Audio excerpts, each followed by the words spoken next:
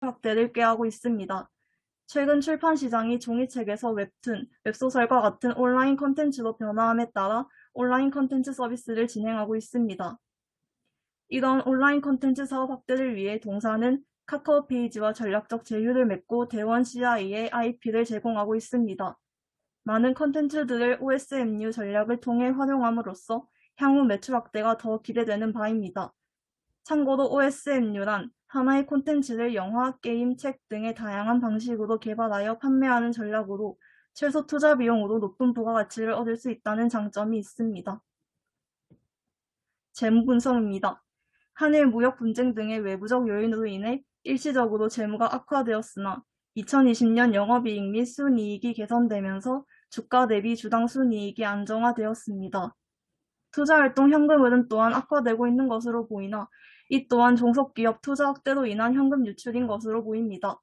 또한 최근 동사가 자체 IP 개발을 활발히 진행함으로써 동사의 무형 자산이 지속적으로 성장하고 있는 추이를 보이고 있습니다. 다음은 산업 분석입니다. 먼저 콘솔 시장입니다. 국내 콘솔 게임 시장은 왼쪽 아래의 도표와 같이 국내 게임 플랫폼 시장에서 5.1%의 시장 점유율로 타 게임 플랫폼보다 상대적으로 작지만 2016년 이래로 매년 30% 이상의 높은 성장률을 기록하고 있습니다.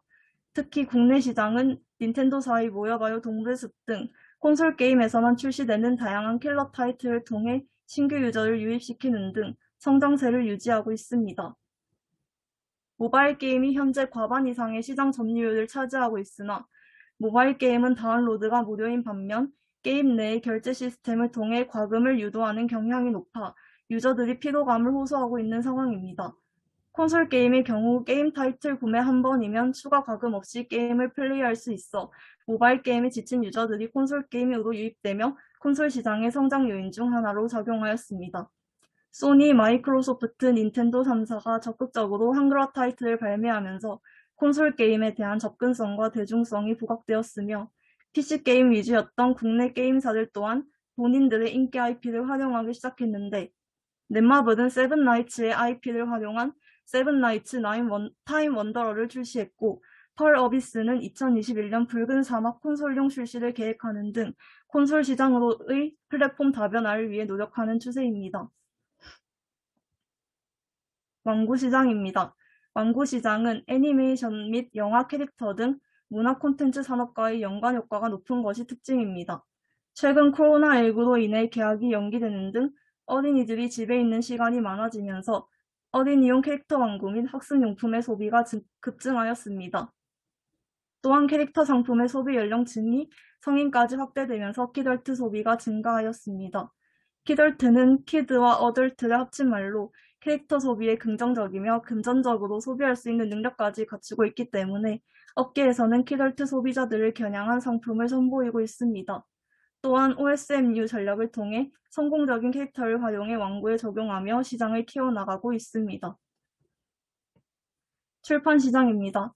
스마트 기기의 보급이 확산되고 디지털 콘텐츠의 수요가 증가하면서 출판 산업은 인쇄 도서에서 디지털 도서의 형태로 변화하고 있으며 그에 따라 시장 규모도 성장하고 있습니다.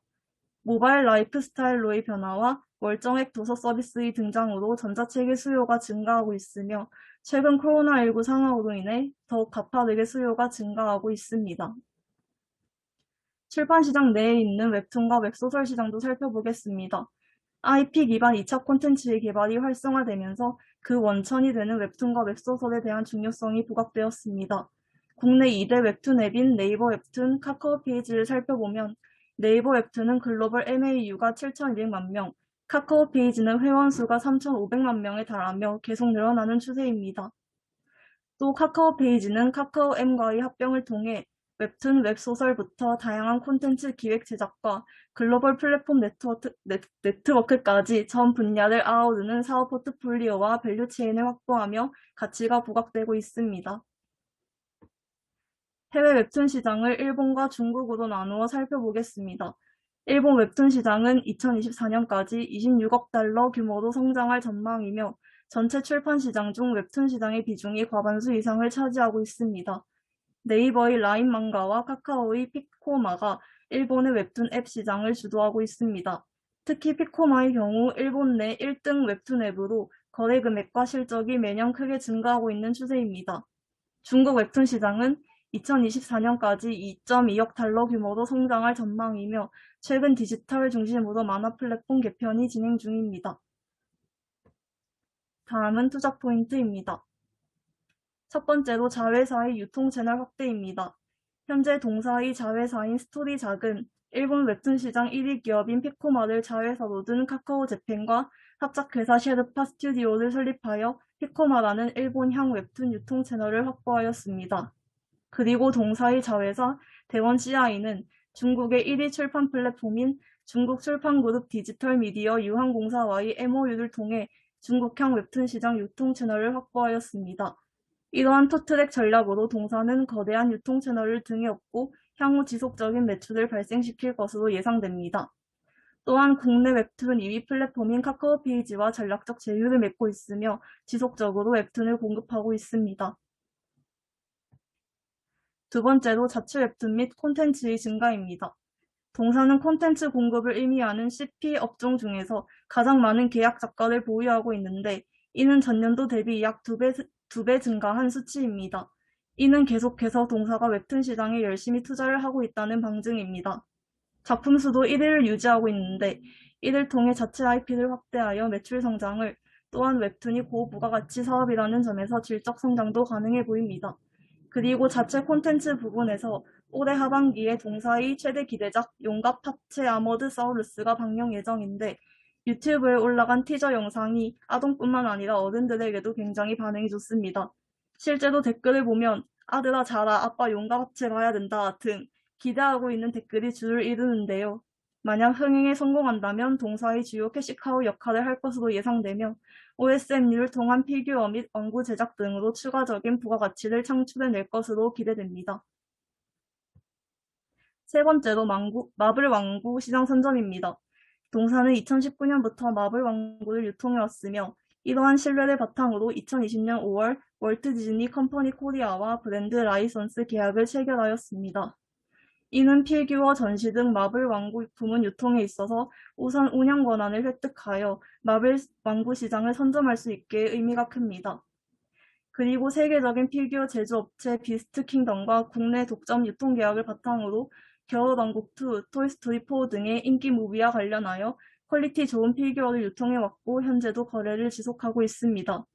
마블 왕구 시장은 영화가 개봉을 함으로써 수요가 급증하는 구조인데 실제로 2021년에 기대되는 마블 작품들이 개봉 예정에 있습니다. 또한 디즈니 플러스라는 OTT 서비스가 올해 국내에 들어올 예정인데 이를 통해 마블 작품을 시청할 수 있어 마블 캐릭터에 대한 시청자들의 접근성이 높아짐에 따라 동사의 왕구 수요에도 순영향을 줄 것으로 기대됩니다. 다음은 리스크입니다. 첫 번째로 닌텐도 유통 부문 매출 비중의 편향입니다. 동사의 닌텐도 유통 매출 비중은 매년 증가하고 있는 추세로 매출 비중이 집중되면서 매출 구조의 불안정성이 존재할 수 있습니다. 닌텐도 시장에 악재가 발생할지 동사의 매출의 하락으로 작용할 수 있는데 동사는 자체 IP를 지속해서 확대 중에 있으며 닌텐도를 제외한 유통사업 부문에 있어서도 지속적인 성장을 이어나가고 있어 매출 비중을 점차 줄여나갈 수 있을 것으로 보입니다. 두 번째는 한일 관계가 동사에게 미치는 영향입니다. 현재 대원 미디어는 일본 IP를 수입해 애니메이션 유통을 하거나 제품을 제작하는 구조이기 때문에 일본과의 관계에 영향을 어느 정도 받고 있습니다. 실제로 2019년 한일 무역 분쟁으로 인해 실제로 2019년 2분기부터 영업이익이 감소하였습니다. 일본 제품 불매운동 붐으로 인해 닌텐도의 수요가 떨어지기도 했으나 닌텐도 스위치는 대체제가 없는 콘솔 기기이고 엑스박스라는 마이크로소프트의 콘솔 기기가 존재하긴 하지만 닌텐도 독점 타이틀과 같은 소프트웨어 또한 대체할 수 없습니다. 모여봐요 동물의 숲이 흥행했던 시기와 불매운동 붐이 겹쳤음에도 오히려 수요가 공급을 훨씬 뛰어넘는 상황이 발생하였고 동사의 매출도 함께 증가하였습니다. 따라서 동사가 한일 관계에 영향을 받을지라도 안정적인 매출처의 기능을 수행할 수 있다고 생각하였습니다. 또한 동사는 자체 IP를 확대함으로써 동사에 미치는 영향을 줄여나갈 계획이라고 합니다. 다음은 밸류에이션입니다. 매출 추정은 다음과 같습니다. 매출 추정 논리입니다. 우선 닌텐도와 관련된 상품 매출은 국내 콘솔 게임 시장의 3개년 연평균 성장률 28%에 코로나19의 상황 개선으로 인해 동사의 상품 매출 저하를 가져올 것이라고 판단하여 5% 할인을 적용한 23%의 성장률을 적용하였습니다. 제품 매출은 출판, 완구, 카드 세 가지로 나뉘는데 출판의 경우 국내 웹툰 시장의 3개년 연평균 성장률 6.5%에 동사가 일본과 중국 웹툰 시장에 진출하여 2021년 이후 해외 시장에서의 매출이 발생할 것으로 판단하여 일본과 중국 웹툰 시장의 평균 성장률인 3.1%를 프리미엄으로 주어 총 9.6%의 성장률을 적용하였습니다. 완구의 경우 캐릭터 시장의 3개년 연평균 성장률인 4.5%에 동사가 2020년 디즈니와 마블 브랜드 라이선스 계약 체결을 진행했다는 점, 비스트 킹덤과의 지속적인 거래를 하고 있다는 점을 감안하여 5% 프리미엄을 주어 총 9.5%의 성장률을 적용하였습니다. 카드의 경우 시장 성장이 더딜 것으로 판단하여 최근 3개년 평균치를 고정하였습니다. 방송 매출은 매출액이 200억 수준을 유지하고 있고 코로나19의 상황 개선으로 인해 애니메이션 방송 시청률이 감소할 것으로 판단하여 최근 3개년 매출액 평균치를 고정하였습니다. 기타 추정입니다. 잠깐만, 발표하고 있다.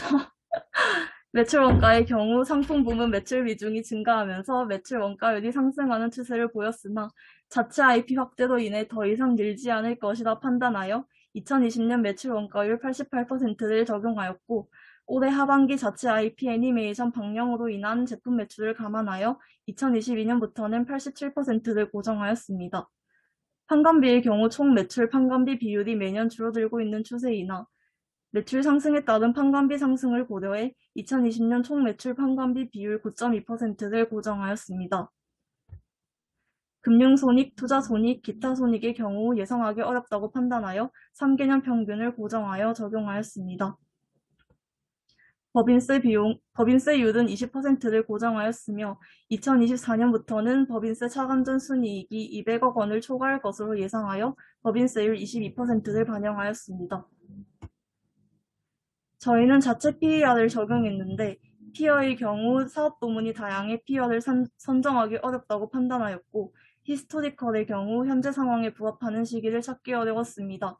기업이 현재 시장에서 평가받고 있는 PER 수치는 최근 거의 한 달 동안 주가가 100% 이상 상승한 상황이므로 팀 내에서 고평가된 수치라고 판단하였고 애널리스트 보고서의 수치들을 참고하여 2020년 12월 기준 PER인 28.55를 적용하였습니다.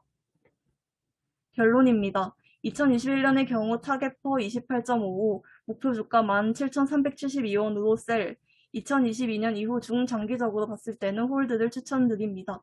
이상으로 발표 마치겠습니다. 감사합니다.